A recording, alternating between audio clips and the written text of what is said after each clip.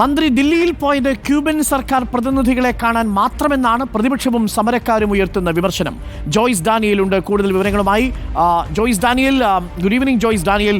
ഇന്നിപ്പോൾ വീണ ജോർജ് ദില്ലിയിലെത്തി.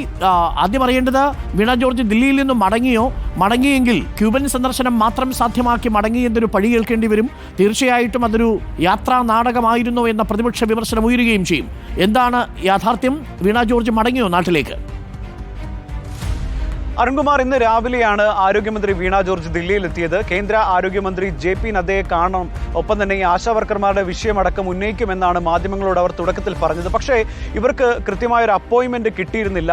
2 ദിവസം മുമ്പ് വീണ ജോർജിന്റെ ഓഫീസിൽ നിന്ന് തന്നെ ഇതുമായി ബന്ധപ്പെട്ട് ഒരു അപ്പോയിൻമെന്റിന് അപേക്ഷിച്ചിരുന്നെങ്കിൽ പോലും അതിന് കേന്ദ്ര ആരോഗ്യമന്ത്രി അനുമതി നൽകിയിരുന്നില്ല എന്ന് കരുതേണ്ടി വരും. അതിനൊപ്പം തന്നെ ഇതുമായി ബന്ധപ്പെട്ടല്ല വീണ ജോർജ് ദില്ലിയിലേക്ക് എത്തിയത്. മറ്റൊരു ചടങ്ങിൽ പങ്കെടുക്കാൻ വേണ്ടി വരികയായിരുന്നു ദില്ലിയിലേക്ക്. ആ സമയത്ത് JP നദ്ദയ്ക്ക് സമയമുണ്ടെങ്കിൽ ഈ വിഷയം കൂടി ഉന്നയിക്കാം എന്നാണ് വീണ ജോർജ് കരുതിയിട്ടുണ്ടാവുക. എന്തായാലും ഇതിന് ഒരു അനുമതി JP നദ്ദ ഇന്ന് നൽകിയിരുന്നില്ല. ഒപ്പം തന്നെ JP നദ്ദയുടെ ഓഫീസിൽ നിന്ന് ലഭിക്കുന്ന വിവരങ്ങൾ അനുസരിച്ച് മുഖ്യമന്ത്രി നേരിട്ട് വന്നാൽ ഈ ആശാവർക്കർമാരുടെ വിഷയത്തിലടക്കം ഒരു ചർച്ചയ്ക്ക് തയ്യാറാണ് എന്ന് JP നദ്ദയുടെ ഓഫീസിൽ നിന്ന് ചില വിവരങ്ങൾ പുറത്തു വന്നിരുന്നു. ഏതായാലും ഈ ഒരു വിഷയത്തിൽ ഈ ആശാവർക്കർമാരുടെ വിഷയം ഉന്നയിക്കാൻ എത്തിയ വീണ ജോർജിന് പക്ഷേ അത് സാധ്യമാകാതെയാണ് മടങ്ങേണ്ടി വരിക. അതിനൊപ്പം തന്നെ എടുത്തു പറയേണ്ട കാര്യമുണ്ട്, ക്യൂബയുടെ പ്രധാനമന്ത്രി ഇന്ന് ദില്ലിയിൽ എത്തുന്നുണ്ടായിരുന്നു. അവർ കേരളവുമായി ബന്ധപ്പെട്ട് ആരോഗ്യ മേഖലയിൽ വിവിധ കരാറുകളിൽ ഒപ്പിടുകയും ചെയ്യുന്നുണ്ട്. ആ ഒരു ചടങ്ങിൽ പങ്കെടുക്കാനാണ് വീണ ജോർജ് ഇന്ന് ദില്ലിയിലെത്തിയത്.